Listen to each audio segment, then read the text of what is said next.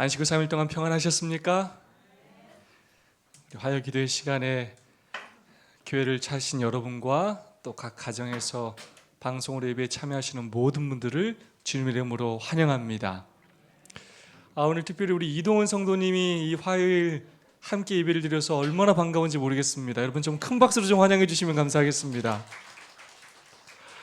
남희경 집사님이 안 계실 때 안식일에도 혼자 이제 교회에 오시더니 화요일에도 함께 교회에 오셨습니다. 정말로 감사합니다. 저는 저희 교회의 이 경배와 찬양팀이 얼마나 자랑스러운지 모르겠습니다. 이 찬양을 듣고 있으면 또 함께 부르면 얼마나 마음에 큰 은혜와 감동이 넘치는지 몰라요. 때로는 정말로 이렇게 눈물이 이렇게 다 눈가에 맺히도록 얼마나 마음속에 큰 은혜가 이렇게 가득히 담기는지 모르겠습니다.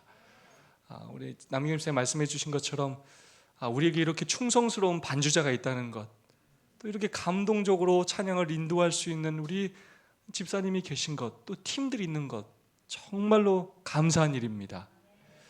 그리고 이렇게 은지 씨를 비롯해서 우리 주와 성현이가 화요일 금요일 저녁에도 빠지지 않고 이렇게 악기로 봉사해 주는 것, 정말 감사한 일입니다. 이렇게 저녁 예배에도 이렇게 잘 준비된 경찬을 돌리는 교회가 요즘 시대에 있을까 하는 생각이 들 정도로, 그것도 코로나 시대에 이런 일이 있을 수 있을까라고 생각해 보면 정말 놀랍고 대단한 일입니다. 정말로 감사를 드립니다. 특별히 성현이 주아는 중3이에요. 요즘 중학생들 저녁에 교회 거의 오지 않는 시대예요. 빠지지 않고 교회에 와서 또 악기로 봉사한다는 건 너무나 감사한 일이고, 또 우리 자녀들이 앞으로 계속해서 이렇게 신앙교육을 받아서 하나님의 훌륭한 일꾼이 되었으면 정말로 좋겠습니다.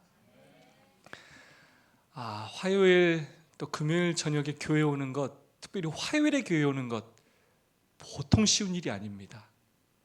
저도 그 마음을 잘 알지는 못하지만 아주 조금 합니다. 저도 제가 대학 신학과 4학년 때 그 휴학을 하고 수원에서 36영화군 주니어 교사로 제가 1년 동안 그렇게 봉사를 한 적이 있었어요. 근데 하루 종일 정말로 힘들게 일하고 나면 그 안식일이 아닌 이상 이 화요일 같은 날은 정말로 이렇게 집에서 푹 쉬고 싶다는 생각이 들 때가 한두 번이 아닙니다. 우리 성도님들이 하루 종일 그렇게 열심히 일하고 정말로 식사도 하지 못한 채 이렇게 발걸음을 교회로 옮기시는 모습을 보면 얼마나 은혜가 되고 감동이 되는지 모릅니다. 결코 쉬운 일이 아닙니다. 하나님께서 여러분의 그 수고와 헌신을 기억하실 것이고 그 믿음의 큰 축복을 함께 하실 것을 확신합니다. 우리 옆 사람과 사랑과 소망을 담아서 따뜻하게 인사하고 좀 시작할까요? 하늘까지 함께 갑시다 라고 서로 인사해 주시면 감사하겠습니다.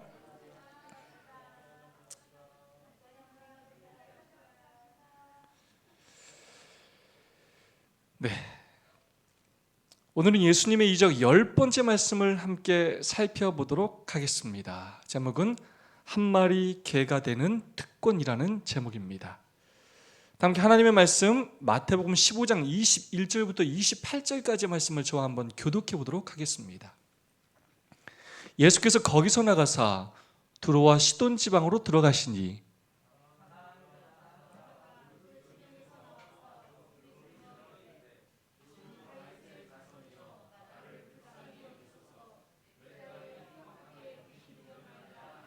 예수는 한 말씀도 대답하지 아니하시니 제자들이 와서 청하여 말하되 그 여자가 우리 뒤에서 소리를 지르오니 그를 보내소서.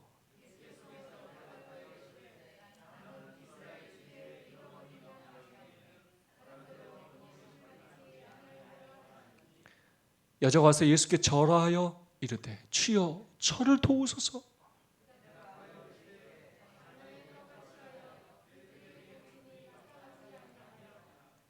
여자가 이르되 주여 올소이다마는 개들도 주 주인의 상에서 떨어지는 부스러기를 먹나이다 하니 이에 예수께서 대답하여 이르시되 여자여 내 믿음이 크도다 내 소원대로 되리라 하시니 그때로부터 그의 딸이 나으니라. 아멘. 오늘 살펴볼 예수님의 이적은 바로 가나안 여인의 귀신 들릴 딸을 고쳐주신 이적입니다.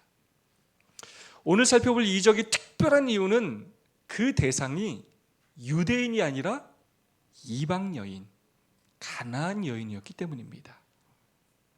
이방 여인의 요청에 응답으로 그 기적이 일어났기 때문입니다. 또한 하나의 중요한 특징이 있는데, 예수님께서 내 믿음이 크다라고 칭찬을 하신 이적이기 때문입니다. 여러분, 혹시 이방인 중에서 칭찬받은 사람이 또 누가 있는지 기억나십니까? 백부장이 칭찬을 받았어요. 그래서 백부장과 이 가나안 여인 둘이 믿음이 크다는 예수님으로부터 큰 칭찬을 받았습니다. 믿음이 크다라는 칭찬은 우리 사람이 창조주이신 예수님께 받을 수 있는 가장 큰 칭찬 가운데 하나입니다. 예수님께서 가장 귀하게 여기시고 가장 기뻐하시는 일 가운데 하나입니다. 그 칭찬을 유대인이 아닌 그 가나안 이방 여인이 들은 것입니다. 그렇다면 어떻게 이방인이었던 그 여인이 그 놀라운 축복을 경험하게 되었을까요? 그녀의 어떤 모습 때문에 예수님께서 내 믿음이 크도다 라는 그 칭찬을 받게 되었을까요? 그 기적의 시작이 무엇이었는지, 어떤 믿음이었는지 이 시간 함께 살펴보도록 하겠습니다. 우선 이 사건의 배경을 좀 잘 알아야 하겠습니다. 21절, 예수께서 거기서 나가서 두로와 시돈 지방으로 들어가시니. 여러분, 지도를 보시면 아시겠지만 지금 지중해라고 그렇게 써 있고요, 그 위쪽에 갈멜산이 있습니다. 갈릴리로부터 훨씬 북서쪽에 그렇게 위치해 있는 수리아 베니게 지방, 그 옆에 두로와 시돈이 있습니다. 왜 예수님께서 갈릴리와 유대 지방을 떠나시고 이방 지역인 우상 숭배가 만연한 지역인 두로와 시돈 지방으로 들어가셨는가? 예수님께서 15장에서 바로 앞부분에서 예루살렘에서 온 바리새인들과 서기관들과 무엇을 하셨느냐? 자, 성경은 이렇게 기록하고 있습니다. 그때에 바리새인과 서기관들이 예루살렘으로부터 예수께 나와 가로되, 너희는 어찌하여 너희 유전으로 하나님의 계명을 범하나이까? 그들이 그 먼 예루살렘으로부터 올라와서 예수님한테 뭐 했냐면 시비를 걸었어요. 유전과 의식적 부정에 대해서 논쟁을 벌였어요. 그 사람들이 그 먼 예루살렘으로부터 예수님을 찾아왔는데 뭐 하려고 찾아왔느냐? 무엇 때문에 예수님과 대화를 나눴느냐? 예수님 잡아먹으려고. 어떻게든 트집을 잡고 흠을 잡아서 예수님의 사역을 가로막고 예수님의 영향력을 떨어뜨리고 어떻게 하면 예수님을 잡아 죽일까 하는 궁리로서 그들이 예수님 앞에 나온 것입니다.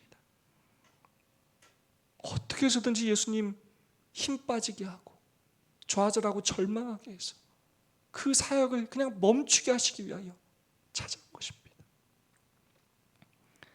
예수님은 당신의 백성들이 예수님을 거절하고 믿지 않아 하는 것에 대하여 너무나 가슴 아파하셨습니다. 그들과 그런 논쟁으로 시간을 보내는 것에 대하여 너무나 가슴 아프고 힘이 드셨습니다. 그래 예수님께서는 두로와 시돈 지방으로 가셨습니다. 그렇다면 왜 하필 두로와 시돈 지방으로 가셨느냐? 시대의 소망은 그 배경에 대하여 정확히 이야기하고 있습니다. 제가 봉독해 드리겠습니다. 이 지방 사람들은 고대 가나안 족속에 속하였다. 그들은 우상 숭배 자들이므로 유대인들의 경멸과 징후를 받았다.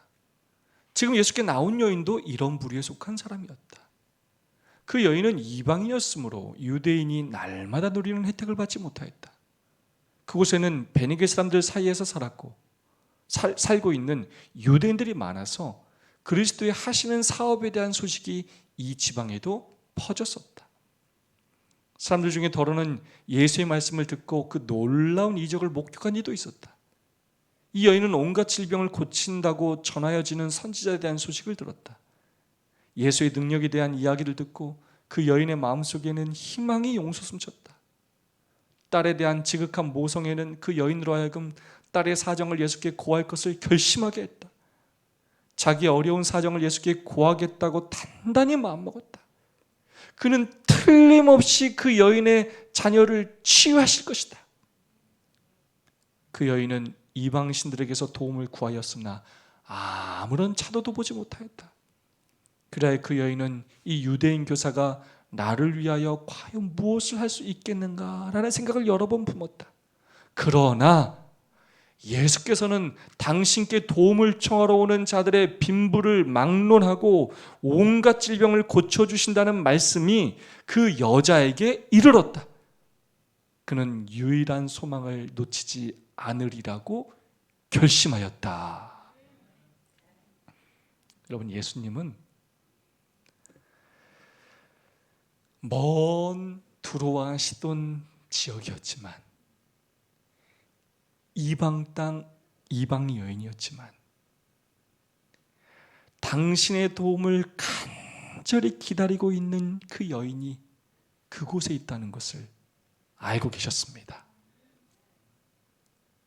예수님이 아니면 도움을 얻을 수 없는 그 불쌍한 여인이 있다는 사실을 예수님은 아시고, 그 먼 길이지만 그 여인을 돕기 위하여 이방인의 땅을 찾아가신 것입니다. 지난주 금요일 시간에 제가 말씀을 드렸는데, 여러분, 참 종교와 거짓 종교의 차이가 무엇이냐? 이 거짓 종교는 다 우리가 신을 찾아가야 합니다. 우리가 선한 행위를 해야 하고 그들의 마음에 드는, 그들이 원하는 일들을 해야 돼요. 근데 참 종교는, 기독교는 우리가 하나님께로 올라가는 종교가 아니라 하나님께서 우리에게 내려오시는 종교입니다. 우리를 찾아오시는 종교예요. 그리스도께서는 이 여인의 사정을 하셨다. 예수께서는 그 여인이 당신을 보기를 사모하고 있음을 아시고 진짓 그 여자가 있는 길로 오셨던 것이다. 그 여인의 슬픔을 덜으심으로써 그 가르치고자 하신 교훈을 실제로 보이실 수 있을 것이었다. 예수께서는 이런 목적으로 제자들을 이 지방에 데려오신 것이었다. 예수님은 제자들에게 뭘 가르치길 원했냐면, 신앙이라는 것이 맨날 무엇이 옳으냐 그르냐 따지고 싸우고 논쟁하고 그런 게 신앙이 아니라,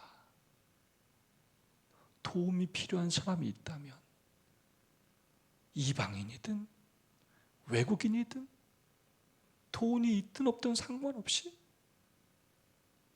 아무리 먼 곳이라 할지라도 그곳을 찾아가 그 불쌍한 사람들을 돕는 것이 진정한 믿음이고 신앙이다라는 것을 가르치길 원하셨습니다. 여러분, 우리 예수님 얼마나 좋은 분이십니까? 우리가 우리의 죄로, 우리의 연약함으로, 우리의 죄책감으로 용기 내어 주님을 찾아가지 못할 때이라도 우리를 불쌍히 여기시고 우리를 먼저 찾아와 주시는 분이십니다. 내가 때로 성전으로 발걸음을 옮기지 못한다 할지라도 우리가 골방에서 간절한 마음으로 주님께 기도하면 그곳에서까지도 우리에게 역사하시어 우리를 만나주시고 우리를 위로해 주시고 우리의 상한 마음을 치료해 주시는 하나님이십니다. 에레미야 29장 13절은 이렇게 말씀하고 있습니다. 너희가 전심으로 나를 찾고 찾으면 나를 만나리라. 아멘. 오늘도 그분께서 우리를 이 시간 찾아오실 것입니다. 예수님을 만남으로 새 힘을 얻고 우리의 몸과 마음이 치료와 회복을 경험하는 우리 모두가 되기를 간절히 소망합니다. 그렇게 예수님은 그 여인, 한 여인을 찾아 두로와 시돈 땅에 오셨습니다. 그때 예수님께서 그곳에 오셨을 때 그 가나안 여인이 어떻게 했는가? 다윗의 자손이여, 나를 불쌍히 여기소서. 내 딸이 흉악히 귀신 들렸나이다. 성경은 정확히 뭐라고 표현하냐면 소리 질러 가로되 나를 불쌍히 여기소서. 뭐 했다고 여인이요? 소리를 질렀어. 왜요? 예수님이 자기를 못 보고 뭐 할까 봐요? 지나갈까 봐. 기다렸던 예수님이 오시자 정말 미친 여자처럼 소리를 지르기 시작했어요. 귀신 들린 딸을 좀 고쳐달라고, 예수님의 은혜와 능력을 간구했습니다. 도와달라고, 내 딸 좀 살려달라고, 좀 축복해달라고. 유일한 소망을 놓치지 않기 위해, 다시는 못 올지도 모르는 이 기회를 놓치지 않기 위해 소리치며 발버둥 쳤습니다. 그때 예수님께서 어떻게 하셨는가? 너무나 뜻밖해. 23절, 예수는 한 말씀도 대답지 아니하시니. 놀랍게도 예수님은 들은 채도 하지 않았어요. 예수님이 들은 채도 하지 않으니까 제자들이 뭐라고 하냐면, 제자들이 와서 청하여 말하되, 이 여자가 자꾸 우리 뒤에서 소리를 지르니 예수님 그냥 보내죠. 예수님 이방 여인이 와서 자꾸 시끄럽게 합니다. 그냥 보내시죠. 그때 예수님께서 이렇게 얘기하십니다. 예수께서 대답하여 가라사대, 나는 이스라엘 집에 잃어버린 양 외에는 다른 데로 보내심을 받지 아니하였노라 하신대. 마치 예수님께서 제자들의 말처럼 그냥 그 이방 여인을 돌려보내기 위해 말씀하신 것처럼 보입니다. 거절하신 것처럼 보입니다. 야, 내가 너 같은 이방 여인을 도와주려고 내가 이곳에 온 줄 아냐? 야, 어여 가. 이런 말처럼 보입니다. 그 여인이 충분히 실망하고 낙담하고 돌아갈 만한 상황이었습니다. 그럼에도 불구하고 이방 여인이 무엇이라 말하느냐? 여자가 와서 예수께 절하며 가로되 주여 저를 도우소서. 큰화면으로 부탁드립니다.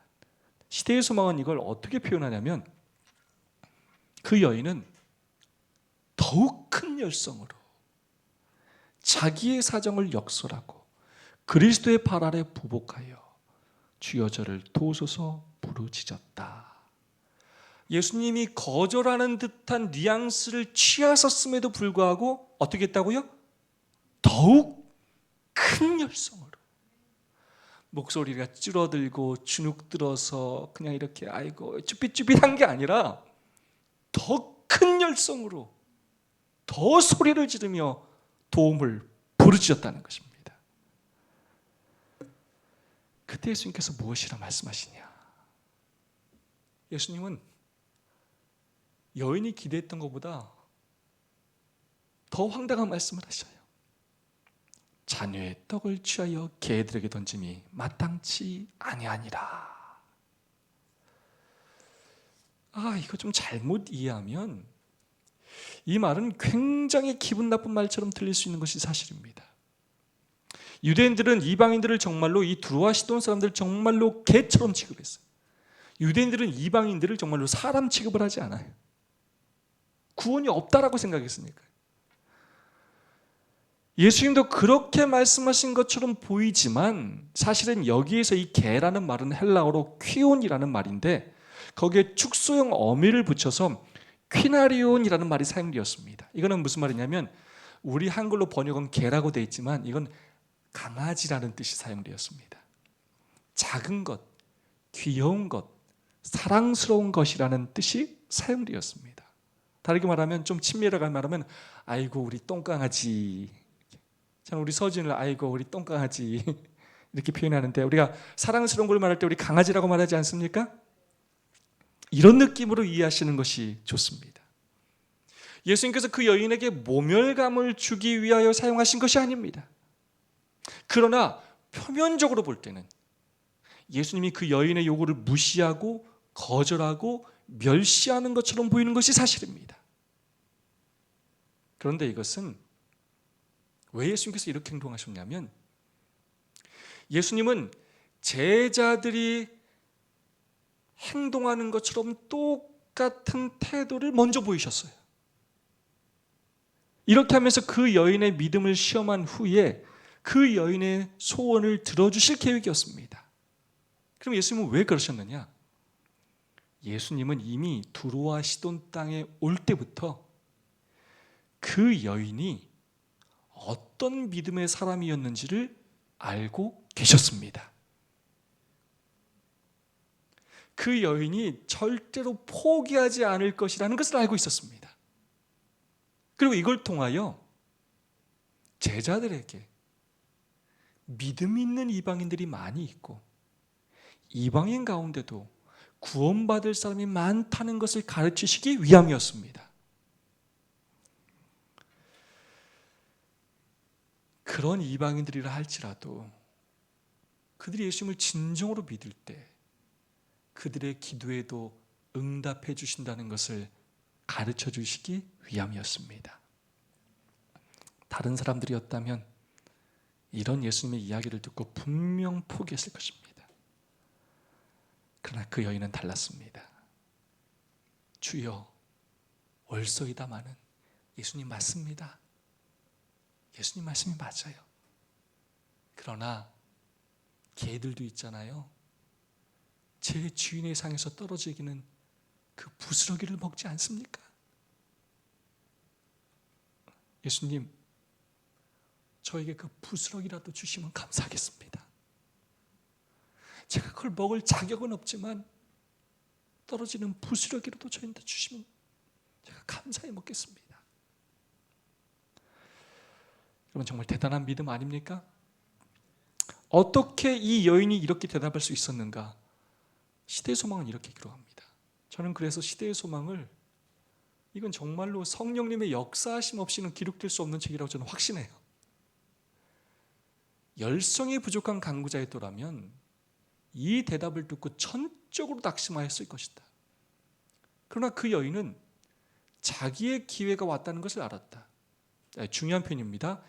예수의 표면상의 거절 그 이면에 숨길 수 없는 긍휼하심이 있음을 그 여인은 보았던 것이다. 여인은 뭘 봤다고 예수님이에요? 그냥 예수님이 말은 그렇게 하지만 이미 그분의 얼굴과 행동 속에 담겨있는 은혜와 긍휼하심을 본 것입니다. 어떻게든 이 여인을 축복하고 싶어 안달이 난 그 예수님의 모습을 이미 그 여인은 뭐 했다고요? 본 것입니다. 그래서 예수님의 그 말이 하나도 기분 나쁘지가 않았어요. 예수님은 그 여인의 믿음에 감동하시어 큰 칭찬을 하시며 그 여인의 딸을 고쳐주셨습니다. 예수께서 대답하였을 때, 여자여, 내 믿음이 크도다. 내 소원대로 되리라 하시니 그 시로부터 그의 딸이 나으니라. 이 이적을 일어나게 한 그녀의 믿음을 요약해서 정리해 보자면, 첫 번째로 포기하지 않는 믿음입니다. 여러분, 그녀는 소식을 통해서 예수님이 어떤 분인지를 첫 번째 알게 되었어요. 불쌍한 사람들을 외면하지 않는 분으로 그녀는 확실히 알고 믿었습니다. 그리고 직접 만났을 때는 말로는 거절하는 것처럼 보였지만 예수님의 모습을 바라보았을 때 그분이 얼마나 긍휼하심이 많은 분인지를 그는 알았습니다.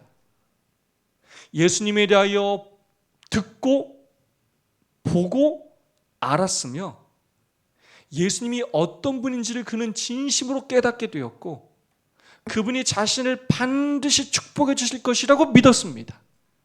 오직 자신의 희망이 예수님밖에 없다는 간절한 마음으로 포기하지 않았습니다. 저는 이것을 한 단어로 이렇게 표현하고 싶어요. 몸부림입니다. 이 몸부림이라는 사전적 정의는 어떤 일을 이루기 위하여 온갖 온갖 수단과 방법으로 애씀을 비유적으로 이르는 말. 그 여인은 예수님 앞에 몸부림쳤어요. 미친 여자처럼. 자기 딸 살리려고. 자기 딸 살리는 건 누구밖에 없어요. 이제 예수님밖에 없어요. 다른 희망이 없어요. 미친 여자처럼 정말로 몸부림치며 예수님께 자신의 삶을 다 던졌어요. 자존심 다 버리고 오직 이번 기회 한 번밖에 없다는 생각으로 자신을 내어 던졌습니다. 이 여인의 몸부림을 보면서 창세기 32장에 야곱의 분이엘에서의 몸부림이 생각났습니다. 그가 이르되 날이 새려하니 나로 가게 하라. 야곱이 이르되 당신이 내게 축복하지 아니하면 가게 하지 아니하겠나이다. 나를 축복하시든지 날 축복 안 하시면 한 발짝도 가실 수 없습니다. 밤새 하나님을 붙잡고 야곱은 씨름하였고 몸부림을 쳤고 마침내 그 싸움에서 승리하게 되었습니다. 이 사건 또한 하나님을 향한 야곱의 몸부림이었습니다. 살려달라고, 은혜를 베풀어 달라고, 축복을 베풀어 달라는 간절한 몸부림이었습니다.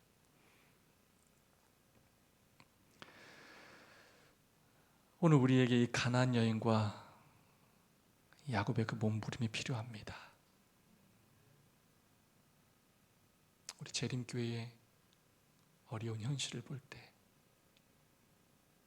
우리 교회의 현실을 볼 때, 우리 성도들의 신앙의 형편을 볼 때 정말 몸부림이 필요합니다. 다른 곳에서의 도움과 능력으로는 이 문제를 해결할 수가 없어요. 하나님의 도우심과 축복이 필요합니다. 우리의 가족의, 우리의 성도의, 우리의 이웃의 육체적인 질병과 그보다 심한 그 영적인 질병의 치유를 위해 하나님의 능력이 필요합니다. 하나님의 축복이 필요합니다. 저는 저 뒤에서 우리 교회를 다 이렇게 바라보면 저는 저희 교회가 너무 좋아요. 어떻게 이렇게 좋은 교회가 있을까 하고 얼마나 흐뭇하고 행복한지 몰라요. 그러면서 이 앞에 와서 제가 이렇게 설교하면서 느끼는 건 하나님 왜 이렇게 의자를 많이 만드셨지? 이걸 언제 다 채워서 예배를 한번 드려보지? 엄청난 부담감이 느껴져요. 어떻게 교회에 나오지 못한 우리의 성도들을 교회에 나오게 하고 하나님의 일꾼으로 세우고 어떻게 우리의 초등학생, 중학생, 고등학생, 청년들을 다음 세대를 위하여 준비시키고 이 교회를 위하여 헌신하게 만들고 신앙의 기쁨을 누리며 그들로 하여금 일꾼으로 세울 수 있을지 정말 부담이 되고 때로는 무거운 돌덩이가 제 마음을 짓누르듯 큰 부담으로 느껴질 때가 있는 것이 사실입니다. 우리에게 성령의 능력과 역사하심이 필요합니다. 이 교회의 성장과 부흥을 위해 성도들의 간절한 몸부림이 필요합니다. 하나님의 도우심과 능력이 필요합니다. 목사님, 왜 코로나 시기에 자꾸 그렇게 하십니까? 조용히 좀 편하게 좀 가셔요. 안 그래도 경제적으로 어려운 시기에 왜 자꾸 그러십니까? 충분히 그렇게 생각하실 수 있습니다. 몸부림치는 것입니다. 살기 위해, 한 명이라도 더 살려보기 위해, 이번이 아니면 우리 교회가 부흥할 수 없다라는 그런 간절한 마음으로 이 교회와 성도를 살리기 위해 몸부림치는 것입니다. 어떻게 해야 이 교회가 성도가 살 수 있는지 이 방법도 해보고 저 방법도 해보고 최선을 다하여 몸부림쳐 보는 것입니다. 그래서 멘토도 해보는 것이고 소그룹도 하려고 하는 것이고 줌으로 화상 기도회도 하는 것이고 교회 환경 개선도 끊임없이 시도하고 노력하는 것입니다. 하나님의 축복을 받기 위해 몸부림치는 것입니다. 우리 다 함께 간절한 마음으로 하나님 앞에 포기하지 않고 몸부림을 치게 되기를 간절히 바랍니다. 우리의 가족을 위해, 우리의 성도를 위해, 우리의 교회를 위해 가나안 여인처럼 예수 앞에 나와 몸부림치는 우리 모두가 되기를 간절히 소망합니다. 하나님께서 분명히 우리를 축복하실 것입니다. 이 기적을 일어나게 한 그녀의 믿음 두 번째, 하나님의 축복을 가장 귀한 것으로 여기는 믿음이었습니다. 저는 이 구절을 너무나 좋아합니다. 그 여자는 만일 한 마리의 개가 되는 특권을 얻을 수 있다면 그는 개로서의 취급을 기꺼이 감수할 것이다. 그 여자는 즉시 예수를 구주로 그리고 자기가 구하는 것을 다 할 수 있는 분으로 시인하였다. 내가 하나님의 축복만 받을 수 있다면 내가 개 취급을 받든 어떤 모욕을 받든 수치를 받든 그 모든 것을 기쁨으로 다 감수하겠다는 것입니다. 하나님의 축복의 떡덩어리가 아니라 부스럭이라도 받을 수만 있다면 개처럼 취급받는 것 자체도 특권으로 여기며 살겠다는 것입니다. 예수님 믿는 일로 당하는 수치와 손해를 특권으로 여기며 살겠다는 것입니다. 왜냐? 예수님께서 주시는 축복에 비하면 세상의 것들은, 아니 수치와 모욕은, 손해는 아무것도 아니라고 생각했기 때문입니다. 예수님이 주시는 축복을 최고의 것으로 여겼기 때문입니다. 이 얼마나 감동적인 표현입니까? 여러분, 결국 신앙은 무엇을 크게 여기느냐로 결정됩니다. 무엇을 더 크게 보느냐로 결정됩니다.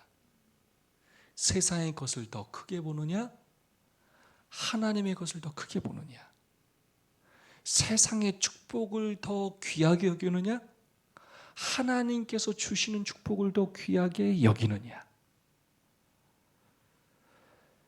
그런데 여러분, 사람들이 무엇을 더 크게 보는지 아십니까?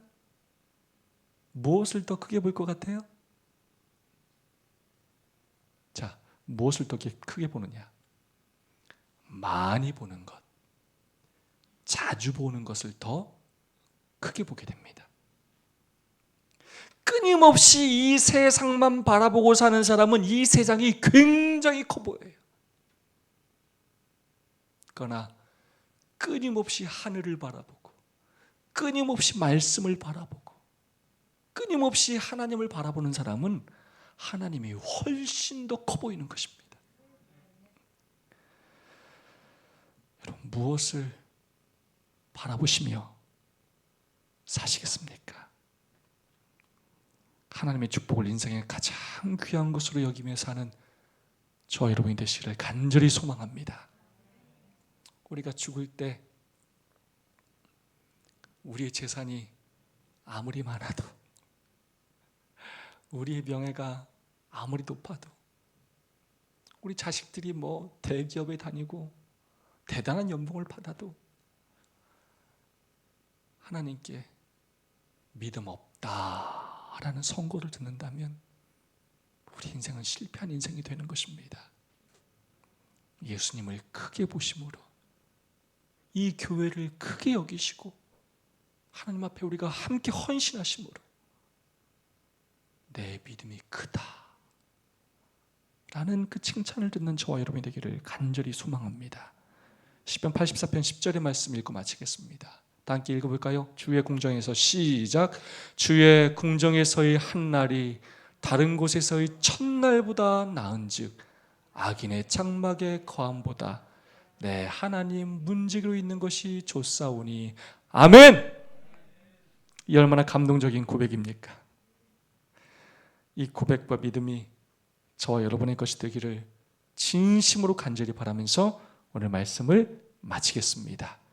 두 분, 세 분씩 짝을 지어서 오늘 받은 은혜 서로 나눠주시고 결심, 내가 이렇게 살아야겠다는 결심을 또 서로 나눠주시고 서로를 위해서 기도해 주시면 감사하겠습니다. 서로를 위하여 기도하고 그렇게 나중에 묵상 기도를 함께 마치도록 하겠습니다. 두 분 또는 세 분씩 그렇게 서로 짝을 지어주시고 함께 삶을 나눠주시고 말씀을 나눠주시고 기도해 주시면 감사하겠습니다.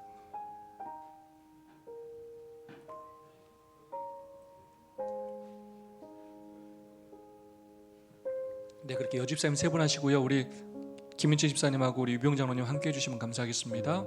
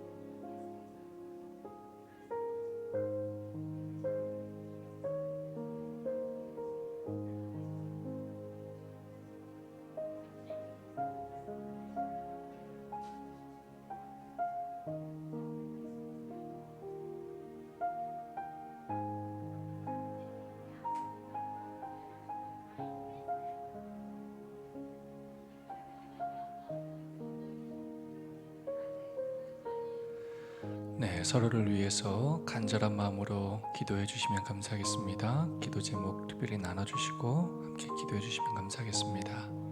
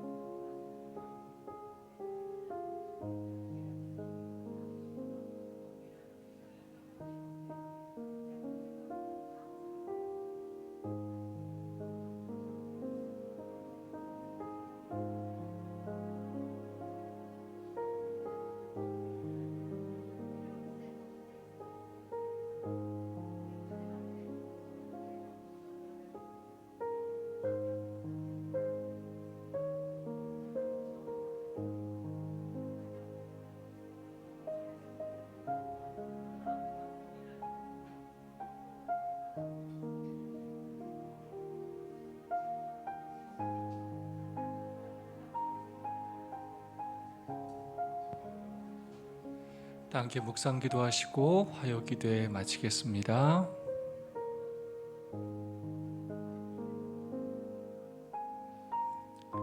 네, 감사합니다. 이제 명절이 시작되죠? 네, 명절 잘 보내시고 명절 시작하는 안식일 저희 정상적으로 교회 예배가 운영이 됩니다. 많은 성도님들 또 참석해 주시기를 간절히 소망합니다.